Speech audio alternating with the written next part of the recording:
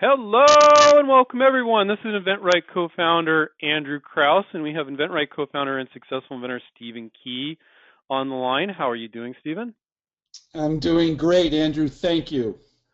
Yeah, we have I think about 670 people registered for the webinar tonight, so I want to welcome absolutely everybody and say thank you for attending. You're going to walk away with some really fantastic tips tonight. The title of tonight's webinar is How to Pitch Your Ideas and Get Companies to Say Yes. That sounds pretty good, doesn't it, Steve? Well, yes, it does, Andrew. And we're going to show everyone exactly what licensing means tonight and how you can take your product and get a company to take it to market for you so you don't have to start your own company. Excellent, excellent. So my name's Andrew. I'm on the right here, and Stephen is on the left. So we're going to be your host tonight. And Steve and I have been doing this for a really long time, about I think over 11 years now, Stephen.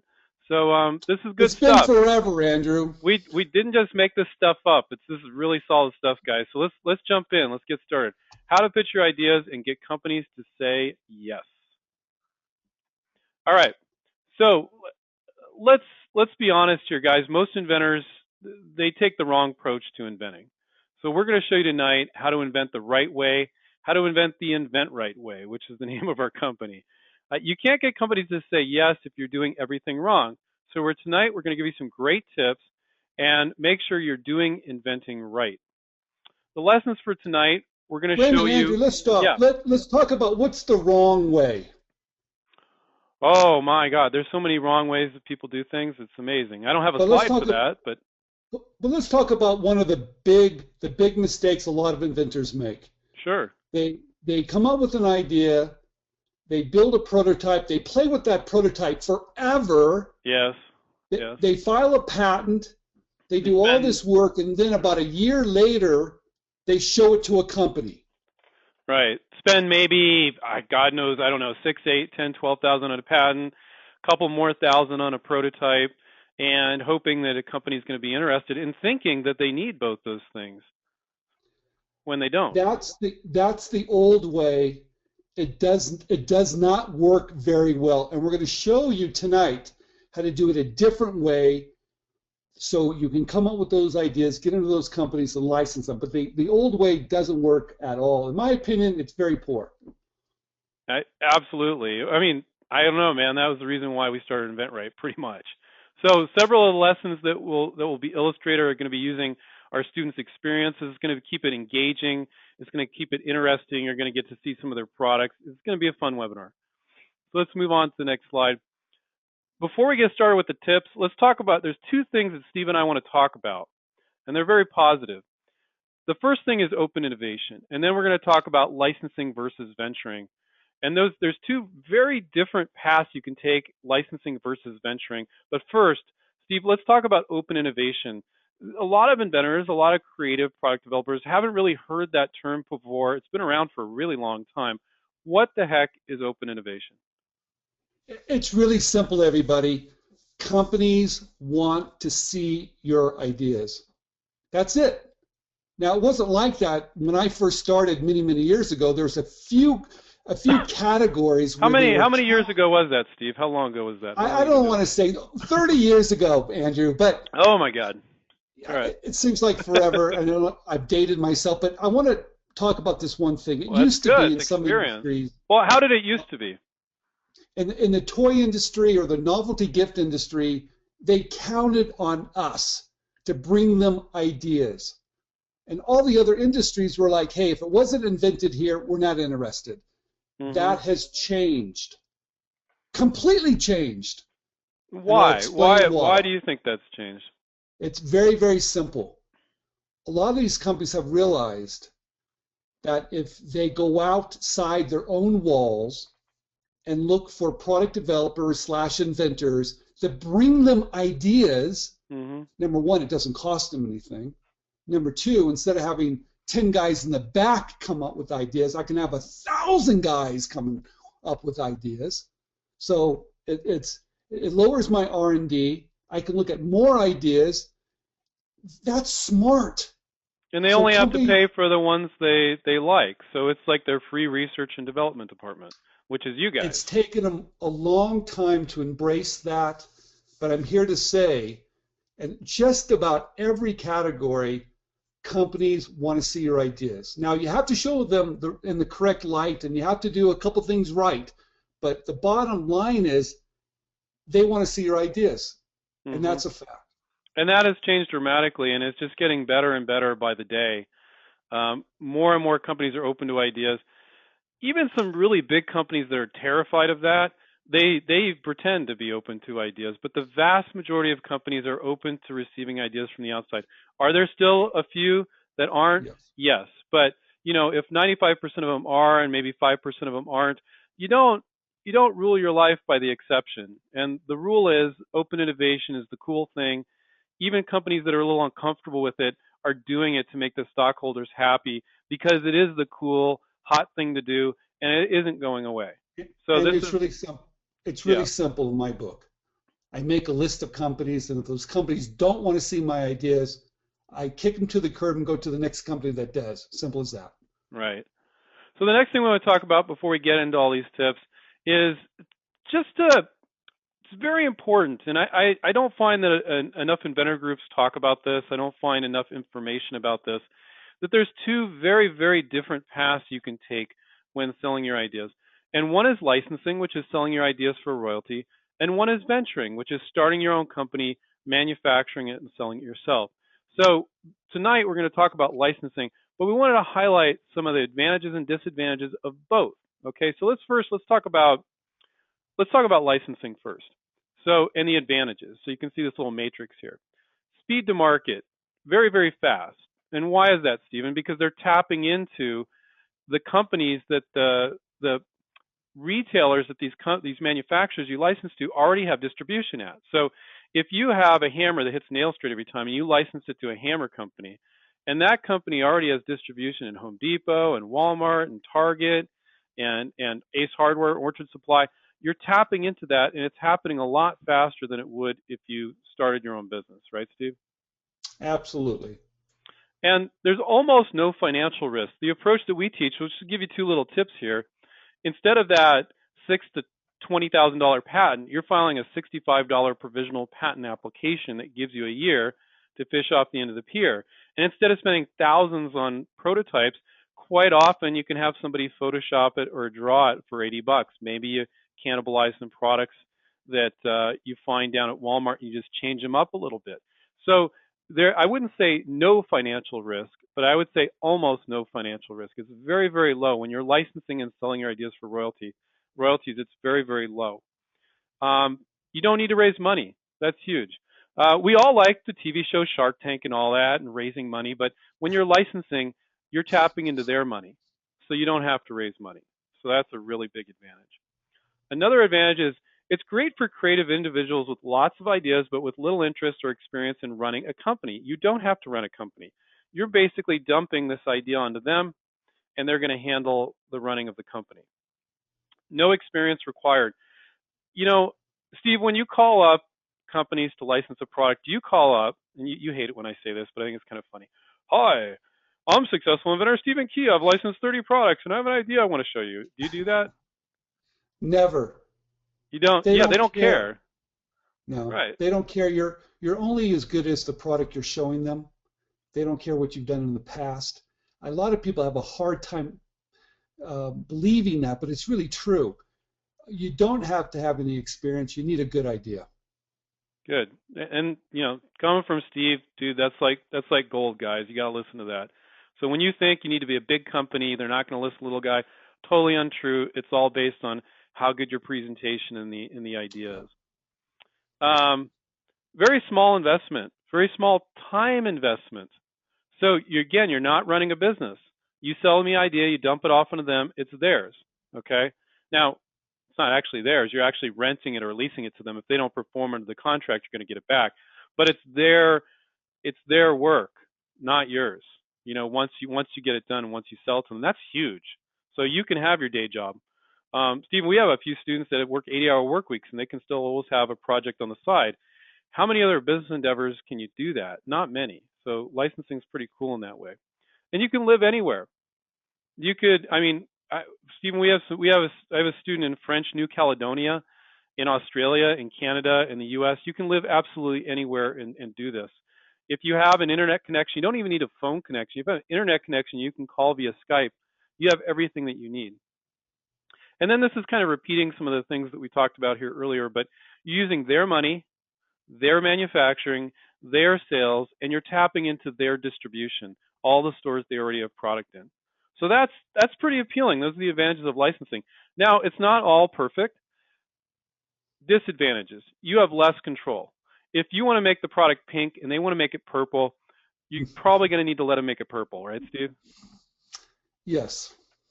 Yeah, I mean, it's kind of a silly example, but you get the idea. They might want you to stay somewhat involved, but some companies just want you to go away and come up with other ideas. Some of them want you to stay somewhat involved, and a few of them are okay with you staying actually fairly involved. But more or less, in most cases, you're going to step away a fair amount. Is that accurate, Steve? Absolutely. Okay. So wait a minute. There's certain situations where you can have a little bit more control, but basically they're investing their time, energy, and money, and sit back, relax, collect those royalties, and hopefully they do a good job. And move on to the next idea.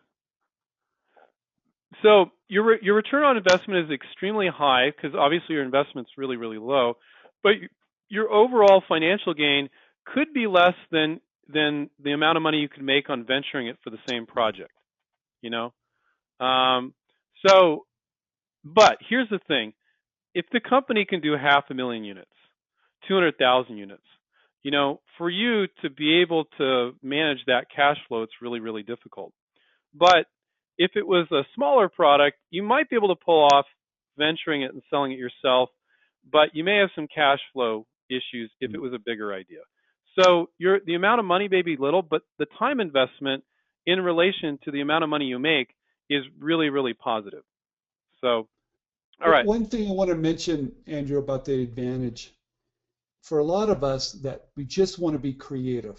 We do not want to run a business. We do not want to have employees.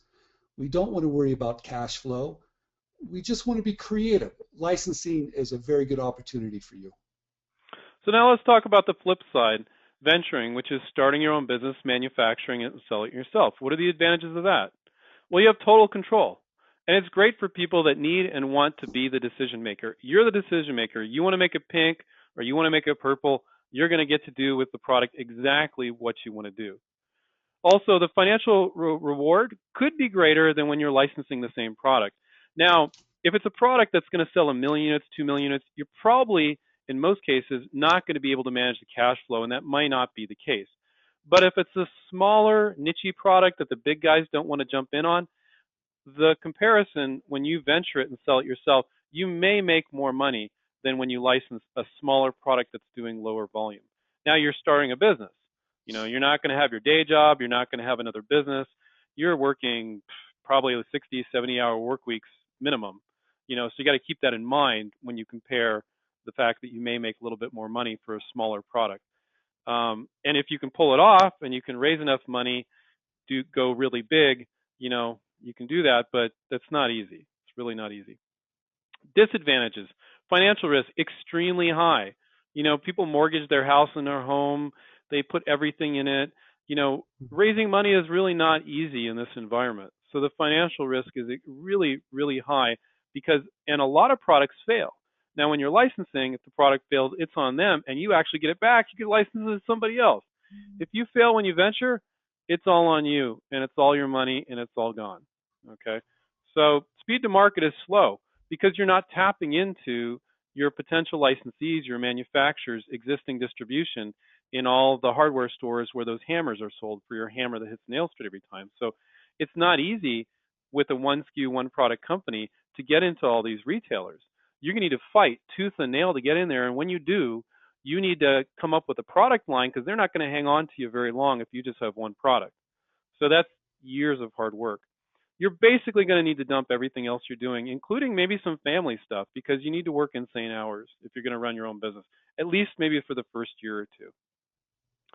The day-to-day running of a business doesn't interest most inventors.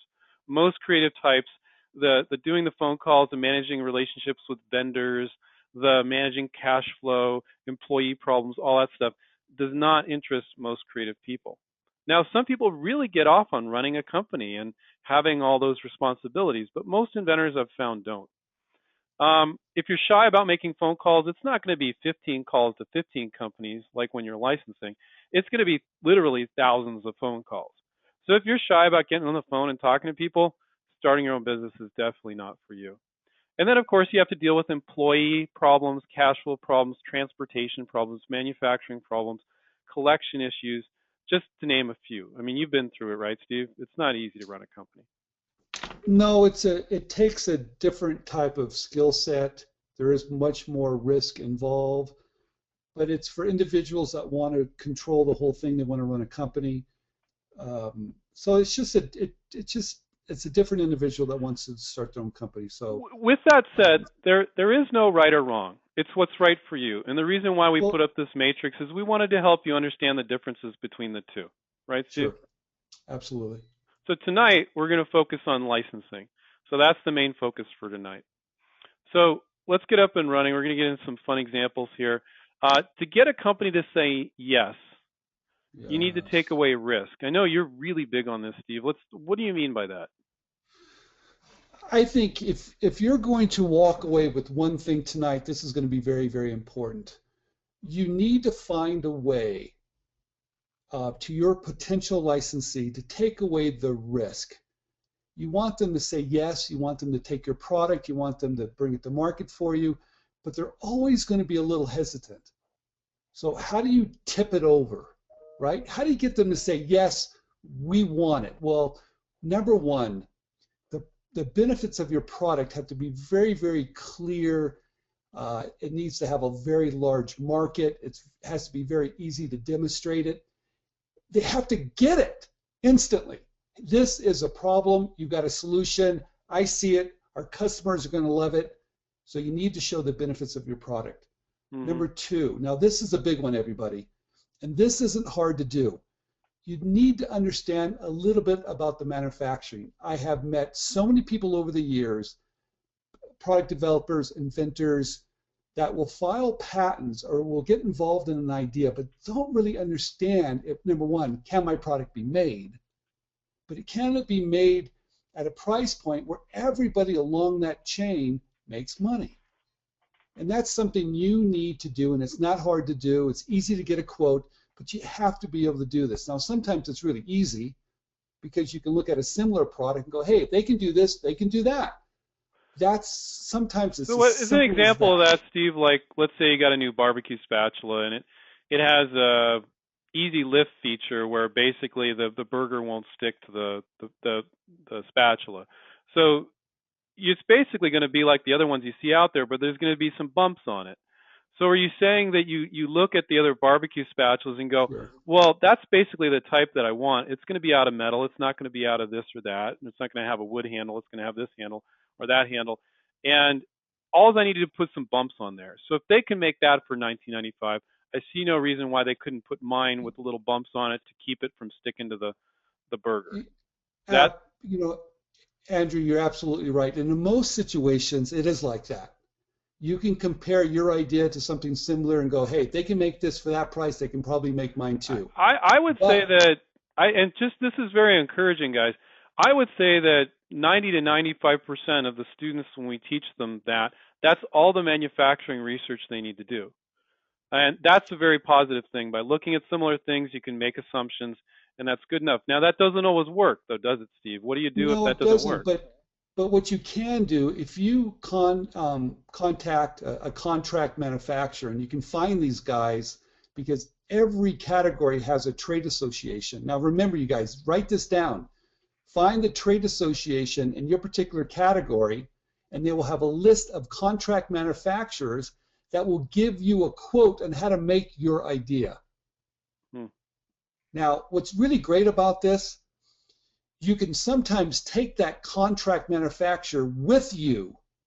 So when you do, not physically with you, but when you reach out to a potential licensee, meaning a company that wants to license your idea, and you have a contract manufacturer that has given you a quote, you've taken away some risk. Back to That's taking away risk, huh? Good. yeah, the back. I'm one of those guys. I want that because I know who's in the room. I know when your product lands, there's this one guy in the room, and he's the manufacturing guy, and he wants to go home at 5 o'clock, and he doesn't want to be bothered. But if you take care of this one little problem, because once they like your idea, the two things they're always going to ask: how do we do it, and what does it cost? So if you can bring that to the party, your chances of getting the yes are going to be far greater. Do not forget that. And sometimes they might say, this can't even be made with what you're doing here. Other times they might say, this can be made, but here's the price. And you're like, whoa, that's not doable, that Sure. price. But I always like, if you can make observations about products, and they, your product may be in kitchen, there may be a product in camping that's done somewhat the same way. You can make assumptions. That's enough. But when you have to, you're going to have to contact the contract manufacturer. Yep. Most of the time, for most products, Most you of the don't time have you don't. to. It depends on the complexity. Sure. It depends on a lot of stuff. So you just have to look at your individual product and determine if it's simple enough, or is it something you need to get a little help on. What's another way to get a company to say yes, Stephen? The PPA. Now, I know most people are probably familiar with that, but do you want to talk about that a little bit? Yes. I know everybody has been watching Shark Tank, and one of the first things they always say, well, do you have a patent on that? I'm here to tell you, number one, most companies don't care. I know it's hard to believe. That's shocking that you say that, Steve. A lot of people I know, but probably and go, what? And I'll tell you the reason why, everybody. Because products go in and out of the market so quickly these days that most of products that are on the market don't have patent protection, number one. And number two, it takes a long time to get a patent. And number three, you can always design around an idea. So everybody puts this, I need to have a patent as a number one priority. And I'm here to tell you that's not the case. That's not reality. They might say they do. So this is how you deal with that. You file a provisional patent application. Andrew said you can file one for $65. $65 if you earn under $150,000 a year. If you earn over $150,000 a year, it's $130. $65 is cheap, and they reduced that. It's even cheaper now than it was. And I know what I call it, everyone. I call it. It gives you perceived ownership. That's right. Because at the end of the day, when you file a provisional patent application, it gives you 1 year to put patent pending on your product. During that year, you can show it to companies. Most of the times, every time I've ever filed a provisional patent application, and if I've licensed it, I get the licensee to pay for the patent a year later. Mm-hmm. And that's simple to do. It's a good tip. But the point is this. This is a great tool to take away a little risk. Show them you have perceived ownership by filing a PPA. And most companies, Steve, they honor that perceived ownership, that of a provisional patent application. Yeah. To think that all these companies are out there to knock you off, it's simply not true. It's not true. No. It's not true. To say that it's never happened. Of course it has. But you can't rule your life by the exceptions. No, and I'll tell you the reason why it's not true. Or maybe in most situations, most companies realize that with you filed a provisional patent application, you might have some ownership. Why not pay your royalty? They build that into the cost of the product. They do not want to. Can you imagine being in a company where you're talking about how to steal an idea from a product developer and inventor? It just doesn't go over well. And because of the internet, and because you can go out and you can make some noise on the internet, it's just bad business. So companies want to work with you. They want you to have a provisional patent application. They want to file, and if they license it, they'll help you pay for the patent. It's all good stuff, guys. So what's one of the last tips for getting a company to say yes? What's an important skill? You really have to understand licensing. And we're not going to go into all the details of a contract, and we should probably do another webinar if people want to, just on a contract. But you need to understand how to negotiate. You need to understand when that negotiation starts, how much you can ask for, everything from a minimum guarantee to royalty rates. There's so many fun things in a contract that if you know the terms and you know how to work with people, and you are flexible and you understand what they need and you understand what you need, you can get a great contract. But if you don't understand how to cut a deal, I can guarantee, number one, they're either going to walk away from you, or number two, you're not going to get a good deal. So yeah, and people that don't understand how to cut a licensing deal, Steve, they really muck it up real quick. For instance, asking for a large upfront fee. Oh, just give me $250,000 up front and you can have it. I know, and I've seen that over and over, Andrew. So this is all about taking away risk, and I want to go through this really quick with everybody. In fact, we'll go to the next because we're running out of. Yeah, so because we got a lot of fun products to show you here and stories to learn. But first, we want to show you one of the, what do we call it, Steve? The most important sales tool you'll ever need. No, I want to say this. You guys, you don't need very much to license an idea. I said it. You don't need a lot. You need a sell sheet. What's a sell sheet, Andrew? Explain that to everybody. It's a one-page advertisement for your product. It's kind of like a billboard when you're driving down the freeway. You got to get it in 6 seconds because you're driving right by. So no, you don't ramble on and on. It's not 5 pages. It's not a 15-page PowerPoint. It's not a 10-minute video. It's a one-page sell sheet. It's an advertisement for your product. And one thing a lot of people get confused by is it's an advertisement for the manufacturer's customer. So they see it and go, wow, if my customer saw that, they'd want to buy it. So that's essentially what it is. We're going to show you a sample here in a sec. But what does it need? It needs a benefit statement, which is basically, we call it I should have typed one sentence benefit statement. That's what we call it. You just summarize the benefit of your product in one sentence. That's not easy. And in order to have a picture for the sell sheet, you need a prototype. And it could be a looks like, it could be a works like, it could be a drawing, it could be Photoshop. A lot of people think they need to build a prototype each and every time. That's not what you're really selling. As Steve and I always say, you're selling the benefits of your idea. If you can fake that in a sell sheet, that's all you need to do quite often. Not to say that you never need to build a works like prototype to test it. Sometimes you do, but a lot of times you don't. So let's look at it. Wait. Let's talk about prototypes for just a minute, because that's an area everybody gets stuck on. Sometimes you need to build a prototype. A lot of us like to make things and touch it and feel it. I understand it. Go ahead, do that. But don't spend a lot of money and don't keep on working the prototype to death. Build it, prove it works. And that might help you when you file your PPA because you understand a little bit more of how to get it to work. But what I'm saying about this prototypes, I've licensed more ideas without a prototype. And Andrew's right, you're selling the benefit of it. Do not forget that. And I'll tell you one other thing. Sometimes I've sold ideas and I didn't even know how to make it yet. That's right. I've licensed ideas without even knowing it was going to work. Because if there's interest, then I'll go back and I'll build that prototype, not beforehand. Companies don't work that fast. There's a million ways that you can delay the company and get them talking about the product and the benefits. How do you see it fitting in with your product line without having to actually mail them a prototype? It's not like they show interest and you're going to have to mail them a prototype the next day. That's not how it works. And I think a lot of people feel like, oh my God, I'm lying to them if I don't have a prototype ready to go. But Andrew, most people want to make it. They want to feel it. They want to touch it. They want Which to is change okay as long as you don't get obsessed and spend months or years on it. Which is okay, but don't go nutty. That's my point. Right. Okay. Yeah, very good point. So here's a sample sell sheet. I mean, there's all different kinds of sell sheets, but here's the benefit statement we talked about. Restores faded mulch and bark from this to this. So it's showing the improvement in the mulch. Now, Steve, how was this created? How was this prototype created? It's all fake. It's just a container that was found online, threw up a fake label on it. Right. It doesn't exist. It doesn't exist. But nothing here exists at all. Right. So why would you spend tons and tons of time on the prototype and you call 15 companies and nobody's interested?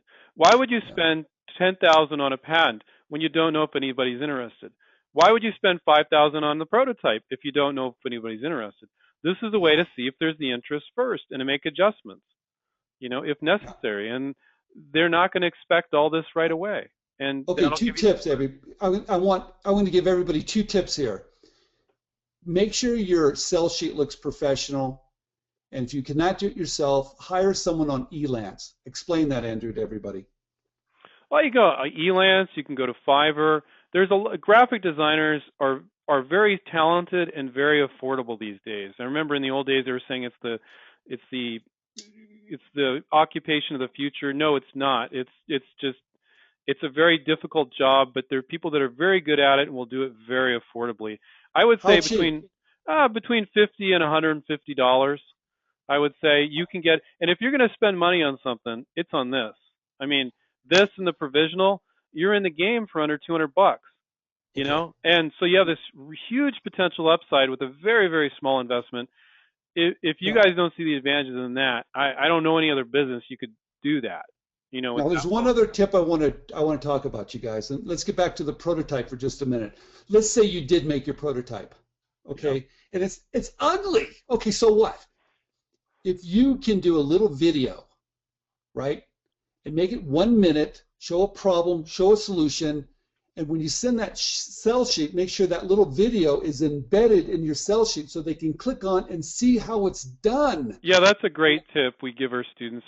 So you can have a link right here, and it links to a YouTube video. And another additional tip is you make it unlisted, so only people with the link can see it. So it's essentially like a password. So you're probably thinking, oh my God, I'm not going to put my invention on YouTube. But if you make it an unlisted YouTube video, so if for instance you wanted to actually show people this bark actually changing before their eyes, for example, Yeah. it could say click here to watch the video, and you could see it transform within, let's say it changes within 10 seconds.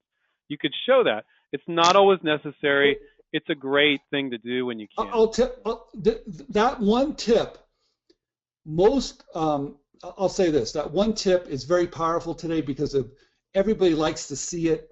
It's easy to do. Don't get a fancy camera. Use your iPhone. Make it 1 minute before and after. But I can tell you, more people are licensing ideas with those little videos. Oh, absolutely. Absolutely. They're fantastic. This is not a feature film, guys. It's going to be between 30 seconds and a minute and a half. It's very, Got it. very short, and it can be very powerful. Another little tip, if your prototype doesn't work that well and you got to shoot 10 times before you get it to work, use the one time that works. Yep. Right, Steve? I mean, use the one Fake time. it. Fake it. You know, because like we said earlier, a lot of times you know that they can make it by looking at similar products. Yeah. What made you believe that you had to create a perfect, beautiful production prototype? You know, inventors usually just come to that conclusion on their own. It's not true. Just fake it. Okay. Yeah. Okay. So now this is going to be a really fun part of the webinar. Lessons using our students' experience, and these are different lessons, and it's going to be a blast. It's going to be great. So this is Dario Antonioni, and he did this product called Grid It. And basically, it's a backing with elastic straps that go left and right, and it lets you create a pocket, as you can see, anywhere. And it actually says at the Apple Store. This thing is not just at the Apple Store. This thing is everywhere and anywhere you can imagine. Now, what's the story? You can do absolutely crazy volume with licensing because you don't have to have the money to be able to sell 1 million units a year or however many units. The company does. These companies have unlimited funds for products that sell well. And the problem is quite often you don't if you try to do it yourself. Now, Dario was designing, he's like an industrial designer guy. He was designing this fancy furniture that would end up in boutiques. And he was frustrated. Not enough people were enjoying his furniture. And even more importantly, he was not making money because the volume was just not there. He moved on over to a consumer product, Grid It. They have 200 SKUs. That's 200 stock keeping units, 200 versions. It's on backpacks. You can put it in purses. You can put it in a binder. You can put it. It's everywhere. And he's got 200 versions of this thing. So the lesson here, everybody. Sometimes your invention, your product, can be used different ways. Not in every situation, but this particular product, he was able to put it in backpacks, suitcases, purses, you name it. He took one idea, he was able to expand it to all these SKUs. He's making a ton of money. So sometimes when you look at your idea, think how you can expand upon it. And think about the crazy volume you can do with licensing, because you're not licensing to a mom and pop shop. You're licensing to big companies that can do serious volume. And so when he went from licensing, not very many units with his fancy furniture to little boutiques Sure. to doing a consumer product that's doing insane volume, he was a happy camper, so he's very happy with it. Same thing with Steve. This is an actual picture of when Oh, Steve, many years jeez. ago, used to sell at art and craft fairs. He used to do these stuffed nylon animals. This is the early days of Stephen Key, and he was very frustrated. And he's told me this personally, that not enough people were enjoying his product. And he said to himself, he had no idea what licensing was back in the day. He didn't know. He said, what if I could put these in stores and more people can enjoy them? I can sell more. I'm tired of selling like one and two and going from art fair to art fair. And eventually he did that. And so the spin label, which is a label that goes on top of label, has a window and you can spin it and get drugs, facts, and information. I mean, I wrote sells millions, Stephen, but I mean it's tens or hundreds of millions, isn't it? I mean, it's crazy volume. Yeah, we've we've sold hundreds of millions, but I think the walk away from this, everybody, is that licensing is where you're getting people to work for you. You don't have to be there. You don't have to be in a physical place. You're having people execute everything for you, and that's what I loved about licensing. So I got out of that, standing there doing arts and crafts shows because I wanted to get my products everywhere. So that's why we're talking about it tonight. Personal lesson from Stephen's archives there. Now we're all about keeping it real, right, Steve? So this next lesson is basically explaining that not every company is going to be interested in your idea, and that's okay. Mm-hmm. Now we're choosing a quirky way of illustrating this. Andrea, she licensed the drop-down drawer. Basically, you pull it out and it drops down so you can access stuff. You can put it in your fridge. You can put it on a shelf. Really cool product. Doing really, really well. She licensed it to the first company that she called. Now, Yeah. in our 11 years of coaching inventors, I have never had a student that licensed their first product to the first company they called. Don't expect this to happen. Your list of companies may be 8, 10, 20, 25, starting to max out around 30, but 15, 25 companies, normal. Maybe it's the 10th company, the 15th company. It's a numbers game, and so if you're going to lock on to one idea, just realize you're going to have to make a lot of telephone calls. That might not be the right idea. You might have to go on to another one. But I just want everybody to understand the reality of it. Like everything in life, it's a numbers game. Okay, everybody? So don't put all your dreams and aspirations in just one idea. You might have to come up with more than one. Well, and don't create your dream 3 companies. Make your big hit list, make all the companies. Yeah. And it's usually going to be 15 to 25 companies. And if your product is only licensable to 3 companies, you should seriously consider whether or not you should work on it. Because there's a big difference between having a potentially 3 licensees or 25. You have 25 chances for success if you have 25 manufacturers. If you have 3 manufacturers, you have 3 chances for success.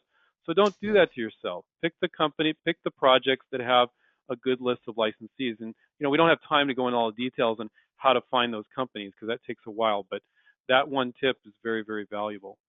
So same thing with Stephen's Michael Jordan wall ball. He licensed it to the first company called Ohio Art. This is a TV advertisement. Actually, it's a screenshot I took off YouTube for a TV advertisement that Michael Jordan did for the Michael Jordan wall ball. There's Michael Jordan with the wall ball. There's the package. He licensed Mm-hmm. the first company he called. Is that normal? No. Is it nice when it No. happens?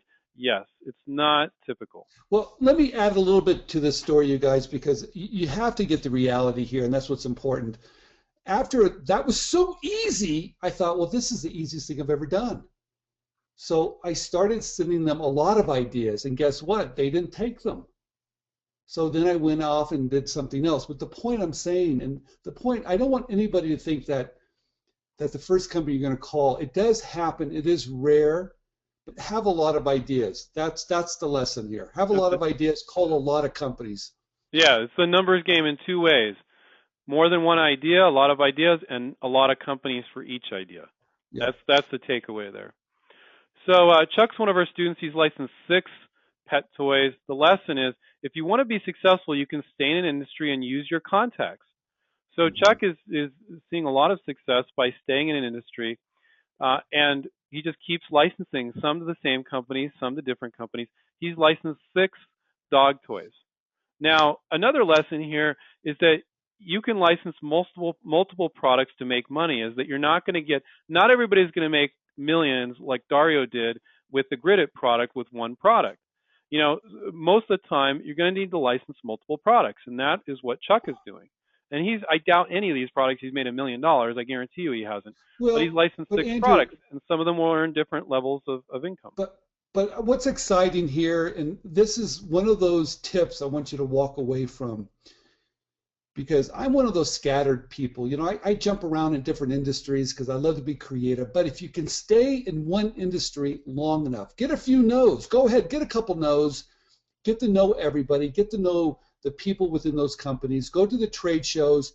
Know the industry. Because once Chuck knew the industry, he started submitting ideas. He got the first one in.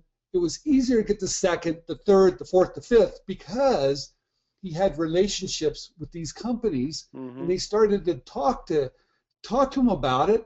He built a network of companies, and he just fed them ideas. Feed them ideas. Build Well, relationships. another great tip, Steve, that we're always sharing is that sometimes when you get friendly with a particular company, they'll even tell you what they're looking for. Yes, You they know, will. Chuck, we really need we need more squeaky toys. Squeaky toys where it's at. That's hot right now. Great. And then Chuck goes off, and Chuck did that. He did that He with did. one product. Yep. So another example of that is Keith. He's licensed over 10 products. So he's making multiple money from multiple ideas. And Well, the takeaway is you're not going to become a millionaire usually off of one product in 1 year. That is not realistic with licensing or anything really. well, you know, it can. I'm not going to say, and we'll talk about someone in just a minute that is a millionaire. But the point is, it can happen. Yep. What I like about Keith um, is that he's done the same thing. He's made relationships. Now he's jumped in. Now he's doing food items. You guys, he got into the toys with pets. He did that for a while, but he thought, you know, I want to do something else. He applied the same steps again, and now he's licensing and producing at times snacks for video gamers called Gamer Grub or something. He's doing some other Gamer Grub. snacks Yeah. So So you can jump around. this can definitely be a career, and it can Yes. be a career while you continue to do other things, or it can be a full-time career. I mean, Chuck's full-time. Keith, as far as Yeah. I know, is full-time too. So next lesson is Sarah, and boy, I spent a lot of time with Sarah. Steve knows this one. Yes. So the lesson, here's the takeaway.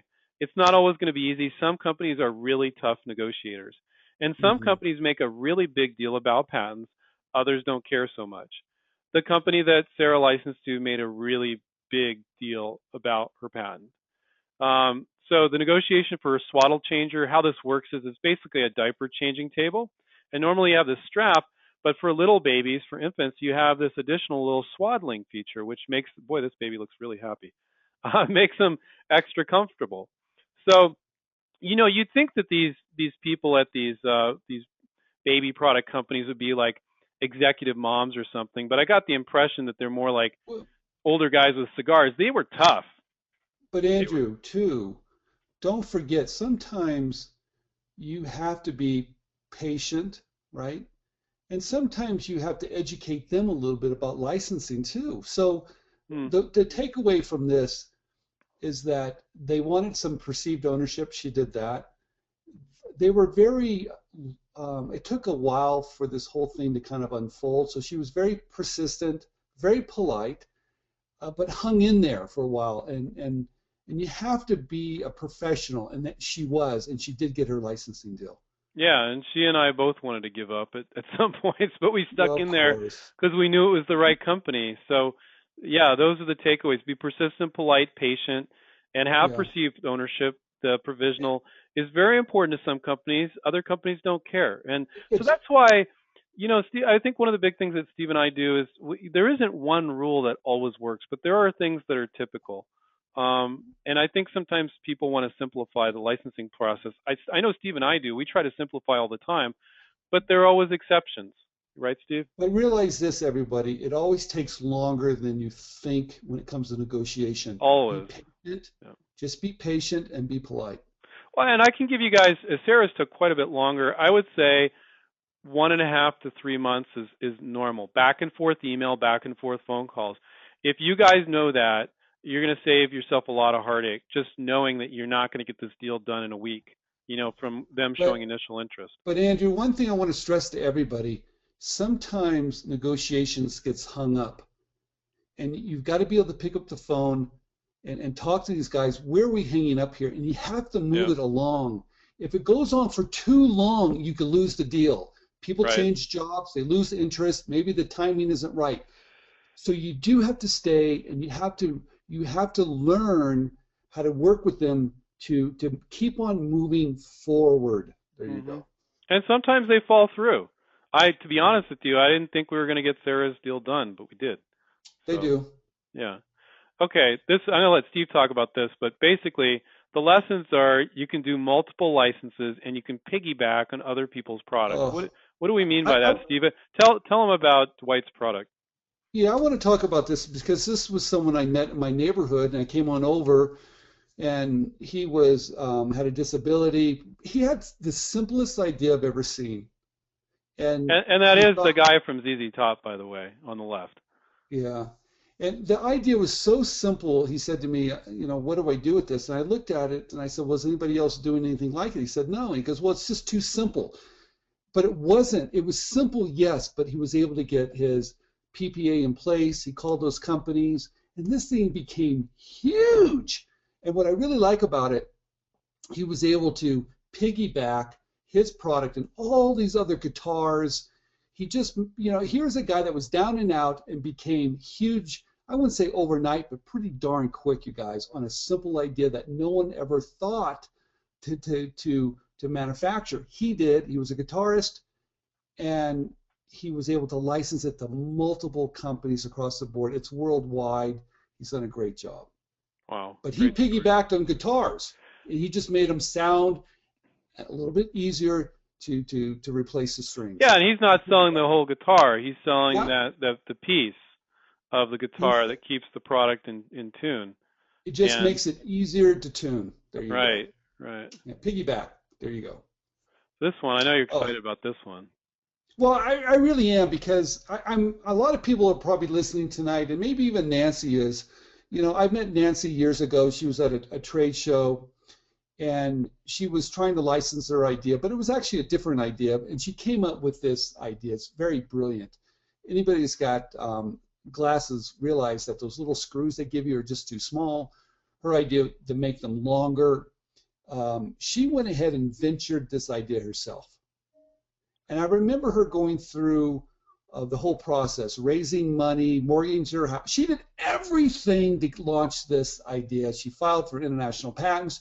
She spent a ton of her own money. But at the end of the day, and I know, Pamela, you're listening to me, at the end of the day, she wasn't happy about this. But since she proved that the product was selling in stores, she was able to get Walmart. She won, get on the shelf at Walmart. Very persistent, never gave up, and she eventually licensed the idea. She ventured, then licensed. That happens quite a few times. There's some other stories we could have told, but there is a variation. It's never cut and dry. It's not like I'm going to venture, I'm going to license. Sometimes you venture first and then you license. So she's done that. She's done it very, very well. Her product is selling everywhere. It's in Walmart. She took that risk of venturing. It paid off. And now she's a pretty happy camper because she's not running her business every day because I think it drove her crazy. There you go. Yeah. All right, next one. This is an interesting one. I helped out Ryan quite a bit. The lesson here is that you can license outside of your country. So Ryan licenses magnetic height chart. It's basically a height chart. When you measure your kid's height on a door jamb or something and you move, you're in an apartment or you move to a different house, that's kind of a keepsake. That's something that you want to keep, that you treasure, looking at that. And there's no way you can take it with you. But with his, you can. You can stick it to a refrigerator, and you can see how tall your kid was at various ages, and it's a keepsake you can keep. So he licensed this chart to a company in the UK, and he lives in the US. So licensing is a worldwide opportunity. Steve and I have students in 37 countries, and most of them work on licensing in the US. I have a guy that's he lives in the UK, and he's working on licensing a tea-related product to UK companies. So there are no borders when it comes to licensing. And with this product, the company didn't care about patents. He had a provisional. They just didn't care. They said, "Yeah, we like it. We'll license it." They didn't care. International patents can be quite expensive. So you can license outside of your country. If you're not in the U.S., you can license to companies in the U.S. If you're in the U.S., you can license outside. It's totally possible, totally doable. And no patents. And no patent, yeah, on that one. This is something that is really cool. Everybody's always looking at consumer products, right? But industrial products and commercial products do more dollar sales than consumer products, like by a huge amount. Okay, so Paul licensed this spatula, and basically you have these giant number 10 cans of tomato sauce in restaurants, and people put like a big giant spoon in there, and they waste a lot of the employees' time in shoveling all the tomato sauce out. With his, really cool. It's kind of like a spatula that has wings that go both ways. You stick it in there, you twist it, you pull the whole damn thing out. It saves them a ton of money. Is this product in Walmart? Heck no. You are not going to find this product at Walmart. You're going to find it all over the place. And if you go into some restaurants, as it gets out there more and more, you're going to see it in restaurants. That is a huge market. Most people don't understand how large this market is. And we're not talking specifically restaurants, but hotel and restaurants, right? It could be hotels, it could be bars, it could be anything commercial. It's a huge market. If you've got an idea that can solve a problem, people don't realize how large it can actually be. Well, and some of them, the products are even disposable. The kind of volume you're in packaging, you know all about the disposable products. The sales just keep coming in, right? Yeah, so, I love this. One last example, and then we're gonna talk about licensing a little bit more.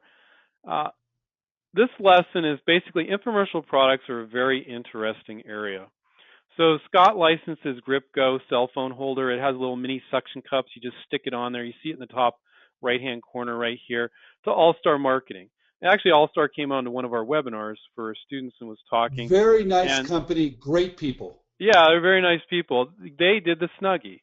You guys know the Snuggie. We love it. We hate it. Even they make fun of it, so that's okay. Don't worry about it. If you can say that thing's stupid, I talked to John over there. He said the same thing. So, but they made a ton of money. They bought a whole new office. They made so much money with it, insane money. But let's talk a little bit about infomercial products. Price point is critical. Quite often, 1995 price point is a really big deal. Yes, there are infomercial products where they sell $800 exercise machines or something like that too, but it needs to be very demonstratable. Yes. If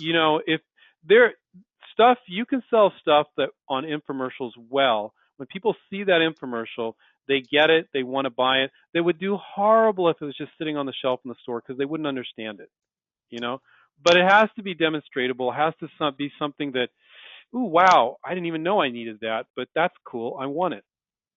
And no niche products, okay? It can't be a niche-y little product. They want, basically the vast majority of people that are watching TV need to be able to want to buy that product. You can't do things for tweens that are aged from, that are a certain age, or only older men that like to golf. You can't be that specific. It needs to have a broad audience. Okay. What we're saying here, there's a formula for this industry. You have to know what it is. If you want to have a product that's as seen on TV, understand the formula. That's what we're getting here. From price point, it's got to be able to demonstrate it. No niche product. It's got to have a huge market. There's all these little things. In fact, from a manufacturing standpoint, whatever your price point to manufacture, 5 times is what the retail price is going to be. There's a formula here, guys. Don't it's share all, with and when you're others. presenting to these companies, it's all about the video. You can Don't. do a sell sheet in addition, but you got to do a video. It doesn't need to be fancy. They need to be able to envision what the infomercial is going to be like. So it can actually be kind of cheesy. You give it your best shot at They'll love it. highlighting the benefits of the product, right? And there's some great companies out there. In fact, All-Star Products, we've had John on many times. He even gives us his telephone number out to everybody. He goes, look, I need and want ideas. That's how much they want your ideas. So couple tips about infomercial companies. They're pretty easy to submit to. A lot of them have submission pages on their site. For standard consumer product companies, you're not going to have that. So that's really great. Um, Some you have I to think watch out for. what's that? Well, Andrew, like, I mean, infomercial companies. Well, here I'm going to say this: infomercial companies have really upped their game. They're doing a much better job these days than they have in the past, and here's why. A lot of infomercial companies sell 90 to 95% of their product at retail, not people calling up and ordering. Some of the major infomercial companies, they create awareness for the product. A lot of people don't want to give them their credit card over the phone, but no, you but see Andrew, that. what I wanted to point out here, whoever you deal with, kick the tires on the company. Yeah, I was Right? going to do that. I was going to get to that point. Good, Andrew, we've only got 4 minutes. We only have 4 minutes here. Okay. That's why I'm trying to wrap it up. In this situation, you guys, this is a huge industry. It's a very large market. Know the formula, but whoever you deal with, Google them, type in their name off and write complaints or type in complaints. Right. Be careful who you work with. That's my point. Right. And they're very powerful. They can create brands overnight. Yeah. And the vast majority of the product is actually sold at retail, not on TV. So you can't be making really subpar products and have it successfully selling at a Walmart or a Target or a Walgreens, because the Yeah, I people don't will know about return that. it. So they're I doing, don't know about that. well, some of the products are still a little borderline, but it's better than it was in the past, is my point. Okay, 3 Still minutes, Andrew. Last slide. all right. So benefits of licensing: speed to market, very, very fast because you're tapping into those companies. Almost no financial risk, which is huge. Well, there are some exceptions like Nancy. She decided to venture it first, but you don't have to do that. You can if you Sure. want. But if you do our approach, almost no financial risk. You don't need to raise money. You can work on unlimited projects throughout your entire life. That's really cool because most of you guys are really creative and you love to do that. Great for creative individuals with lots of ideas, but with little interest or experience in running a company.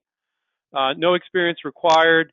You're not calling up, pounding your chest, telling what a great inventor you are. They don't care. It's all about having a good sell sheet and a good product.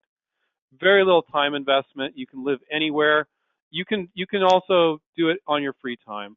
So you could go like gangbusters for 3 weeks, do nothing for 3 weeks. You can do that when you're licensed. You can't do that when you run a company. Using their money, their manufacturing, and you're tapping into their distribution and their sales. Andrew, So you did it under an hour. I did it under an hour. Stephen says that because when we do webinars for our students, we always go over. I hope you guys really enjoyed this. Stephen, did you want to say anything in closing? I just want to say to everybody, I have made a great living licensing ideas.